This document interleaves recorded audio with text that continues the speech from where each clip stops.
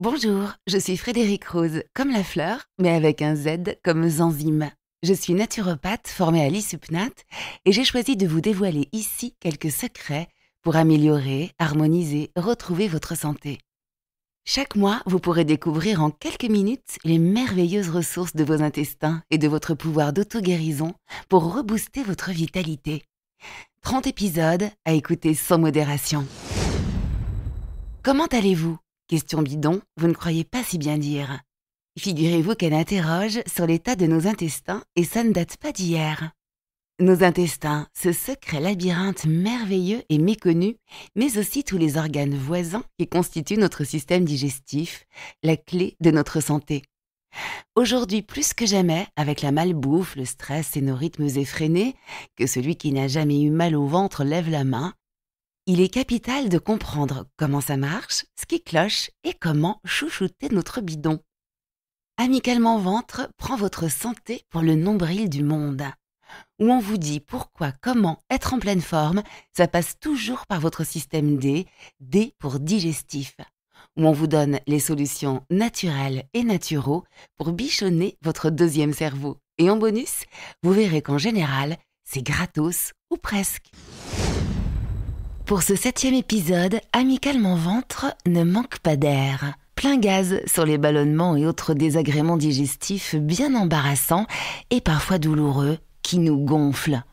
Mais qui ou quoi est l'affreux coupable de ce météorisme ? Encore une fois, un déséquilibre quelque part dans notre système digestif. Une flatulence ou une éructation ne sont ni plus ni moins qu'une accumulation de gaz dans l'estomac ou l'intestin. Or, au moment où la nourriture transite par le tube digestif pour y être métabolisée par les bactéries, la production de gaz fait naturellement partie d'une saine digestion. Figurez-vous que nous émettons des gaz une 20aine de fois par jour, soit par la bouche sous forme de rototo, soit par l'anus sous forme de paix.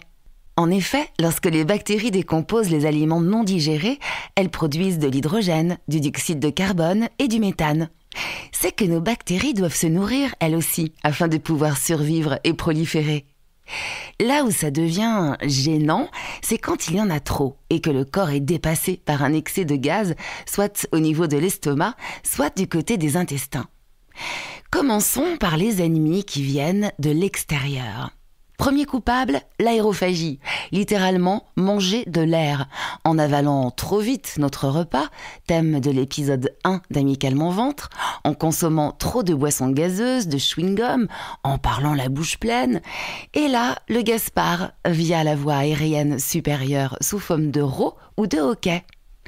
Deuxième responsable, les aliments fermenticibles. Ceux riches en glucides, le sucre, encore lui. Lent ou rapide, il va, s'il est mal absorbé, provoquer des bourrasques intestinales fort déplaisantes. Citons les produits laitiers et leur lactose, les céréales et les fruits, d'où l'importance de les consommer à distance des repas pour supprimer tout risque de fermentation. Citons aussi ceux riches en azote, super producteurs de gaz intestinaux. Les haricots, les crucifères, toute la famille des choux, les légumes secs, les féculents. De cette flore fermentant à l'hydrogène des sucres va résulter des vents, pas ou peu odorants et des douleurs du côté droit. Nous avons aussi en rayon des dysfonctionnements, la putréfaction et ses odeurs. On en parle ? Oui, forcément. Quand ça sent mauvais, ce sont les protéines les grandes coupables, ou plutôt la mauvaise digestion des composés sulfurés des protéines, animales et végétales, qui dégazent du méthane. Là encore, plusieurs causes. Soit on est face à un problème de qualité, soit c'est une question de quantité excessive, soit il s'agit de mauvaise assimilation.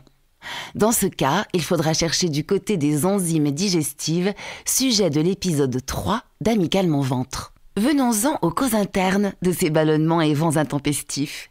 Comment va votre microbiote ? Vous savez, cette merveilleuse colonie de bactéries qui vous veulent du bien. Votre flore intestinale, celle dont je vous parle dans l'épisode précédent. Écoutez-le et vous comprendrez pourquoi, en cas de déséquilibre de ces mini-vous, de discorde entre vos probiotiques, souvent dus à une mauvaise hygiène de vie, alimentation, stress, médicaments, le vent mauvais va vous gâcher la vie. Dysbiose, candidose, problèmes de motricité des intestins, constipation, diarrhée, un tableau symptomatique d'un déséquilibre interne qui peut dégénérer sur des maladies inflammatoires si on néglige notre hygiène de vie. Notre alimentation, certes, mais aussi notre manque d'activité physique, notre gestion du stress, l'ennemi public numéro 1. Alors si vous êtes empêtré, décoiffé, gonflé par ces désagréments gazeux, une rééducation accompagnée par une naturopathe peut vous libérer définitivement. D'abord en démasquant la cause, puis en adoptant des techniques naturelles, les plantes, nos amis pour la vie, le fameux manger-bouger, celui qui vous convient, la relaxation, les fleurs de Bach. Allez, bon vent à tous et on se retrouve pour l'épisode 8 d'Amicalement Ventre, immunitaire mon cher Watson, où vous apprendrez que plus de 70% de notre système de défense se trouve dans nos intestins. À bientôt.